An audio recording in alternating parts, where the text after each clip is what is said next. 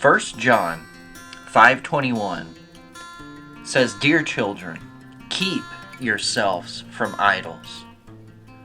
And that word keep is meaning that there's action on our part.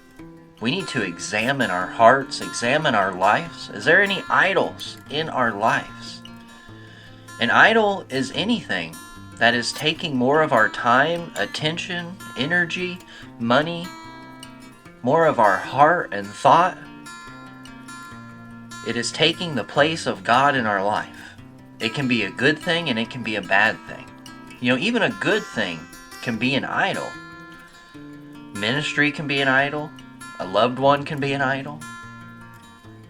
Self-preservation can be an idol. There's many things that can take away our devotion to God, and that is what an idol is. So we must be diligent. We must keep ourselves from idols. We must examine our hearts, our lives. We must be humble before God and cast down those idols. And sometimes that can be hard because we take a liking to the things of this world. With technology today, that can be an idol. Really taking away our attention from God, attention from prayer and devotion to His Word, attention from serving those around us, because we're so involved and just cast ourselves into media, games and TV and even YouTube. So that is my challenge for you today. Is there any idols within your heart? Is there anything you're trusting in place of God? Is there anything that gets more of your attention? Are you relying on something more so than you are God?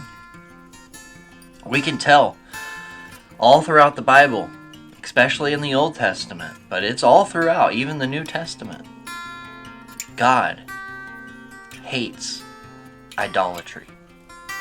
When Israel would go after Baal and Asherah, and that's ultimately what led to their exile, was idol worship.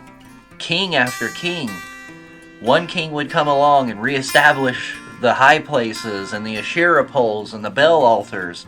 The next king would come and tear it all down, and then once again they would fall back into it. And we're no different today. If we are not vigilant to keep ourselves, to examine ourselves, to watch and be careful, we will fall back into idol worship ourselves. And it comes in so many vast forms.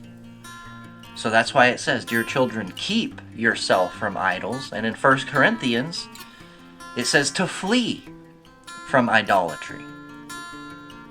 So we must be vigilant. We must be active. We must watch. We must examine. We must be sober-minded to pray.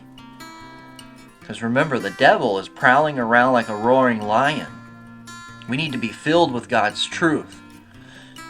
There's not time for those things. They're not worth our time. Only God is worthy of us to live our life for, to sacrifice our time to. He deserves worship. He deserves our time, our attention, our extra money. He deserves everything. He deserves our heart. Our life is a living sacrifice. But we are creatures of habit, creatures of comfort, creatures of pride. We have to examine ourselves and do that every day. Any idols, we just say, "Lord, examine me. Help me to see anything that I am putting in place of you. Give me the grace and strength to cast down that idol.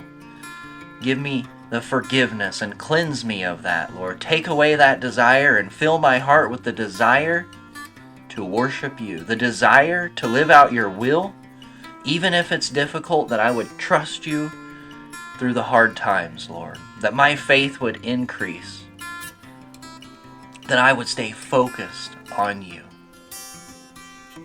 So that's my challenge. Examine yourself. Cast down those idols and give your heart fully to Jesus, living for Him who died for you. God bless.